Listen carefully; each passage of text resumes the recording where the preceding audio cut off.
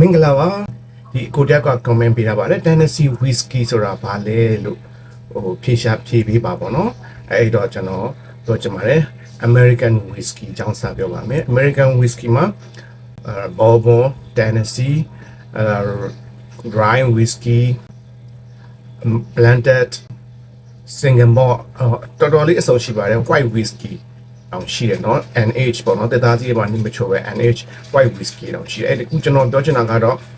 American whiskey ရဲ့မှာ Bourbon whiskey ရဲ့ Tennessee whiskey ရဲ့ကိုစပြောပါမယ်Tennessee whiskey က Bourbon မဟုတ်ပါဘူး Bourbon ဆိုရင်တော့ America က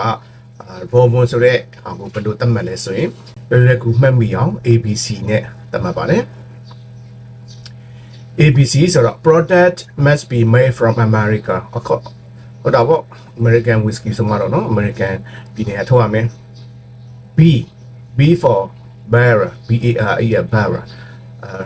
must be newly charged barrel newly charged barrel ဆိုတော့တစ်သားစီအတွင်းပိုင်းကိုမိသွေးဖုတ်ထားတဲ့တစ်သားစီအစ်စ်ဆိုတော့တစ်ချိန်မဲသုံးတာဟာပေါ့နော်တစ်ချိန်မဲသုံးတာဒုတိယချိန်ပြန်မသုံးအောင်ပေါ့နော်အဲ့တော့ newly charged barrel C corn must be minimum အနည်းဆုံး 51% ပါပဲเนาะတခြား regulation တွေရှိတယ်အဲ့ဒါကတော့distill လုပ်တဲ့ခါမှာဘယ်လောက် degree နဲ့ချရမယ်နှစ်ချို့တဲ့ကာတသားစီထဲမှာဆိုလို့ရှိရင်ဘယ်လောက် ABV နဲ့နှစ်ချို့ရမယ်ဆိုတဲ့တခြား regulation တွေရှိတာပေါ့နော်ဒါတွေကြတော့ technical term ဖြစ်သွားတဲ့အတွက်ကျွန်တော်သိကြည့်ချိတ်မပြောလို့ပါဘူးအဲ့တော့အဲ့လိုမျိုးခုနကချက်လက်တဲ့ညီရဲဆိုရင် Bourbon whiskey ဖြစ်ပါတယ် Bourbon whiskey က America တိုက်တဲ့ပြည်နယ်ကနေချက်လုပ်လို့ရပါတယ်ဒါပေမဲ့ Kentucky ပြည်နယ်ကတော့ Bourbon တွေကနာမည်ကြီးပါတယ်ဘာဖြစ်လို့ဆိုသူတို့ရဲ့ယာတီဥရုကဒီတစ်သားစီနဲ့အရက်နဲ့တွေ့ထိမှု wood contact ပုံမမြန်ဆန်ဖြစ်ပေါ်စေတဲ့ယာတီဥရုအဲ့ဒီ climate ဖြစ်စေတဲ့အတွက်သူတို့ Kentucky Bourbon တွေကနာမည်ကြီးပါတယ် Kentucky ပြည်နယ်အောက်မှာ Tennessee ပြည်နယ်ဆိုတာရှိပါတယ်ကျွန်တော်ပြည်နယ်ကိုပြပါမယ်ပြည်နယ်ဆို state America မှာ50 state 50 state ရှိတယ်ပေါ့နော်အဲ့ဒီမှာ Kentucky လည်းပါတယ် Tennessee လည်းပါတယ် Tennessee ကလည်း state တစ်ခုပဲ Kentucky ကလည်း state ကသူတို့ကအပေါ်အောက်ကတ်နေတဲ့ state ပေါ့နော်အဲ့မှာ county လို့ခေါ်တဲ့ကျွန်တော်တို့နိုင်ငံဆိုရင် AI တိုင်းဆိုရင်မြောင်းမြကျုံပြောလက်ပွတ်တိုင်းအစရှိသဖြင့်မြို့နယ်ပေါ့နော်ကျွန်တော်တို့ဆိုတော့မြို့နယ်လေးတိုင်းဒေသကြီးလို့သူတို့ကတော့ခေါ်တာပေါ့ကောင်တီလေးတွေအများကြီးရှိတယ်ပြည်နယ်တိုင်းမှာကောင်တီလေးတွေအများကြီးရှိဒါပေမဲ့ပြည်နယ် state ကြီးကတော့50ပဲရှိတယ်ပေါ့နော် Tennessee whiskey Bourbon နဲ့တူသလားဆိုတော့အဲ့ဆိုကျွန်တော် Jack Daniel ကိုကြည့်အောင် Jack Daniel က Tennessee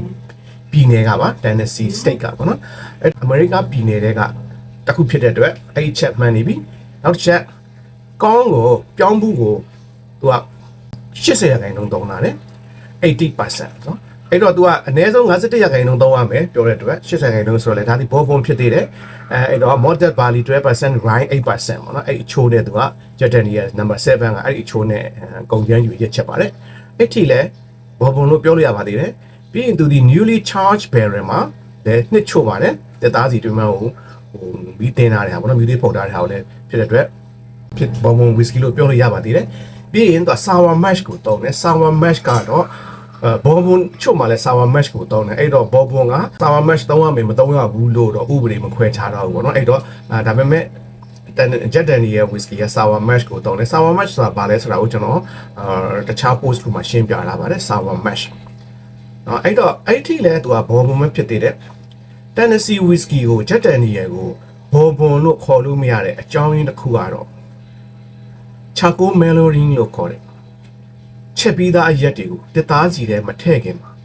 နော်10ပေကျော်မြင့်တဲ့တမဏိစီကန်ကြီးထဲမှာ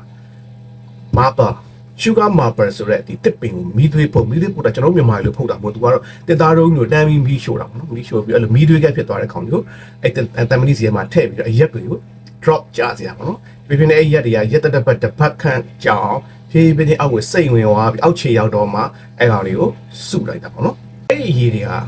purity ပေါ့တန့်စင်သွားတာပေါ့နော် charcoal နဲ့ဖြစ်တဲ့ခါကျအဲ့တော့ charcoal mellowing လို့ခေါ်ပါတယ်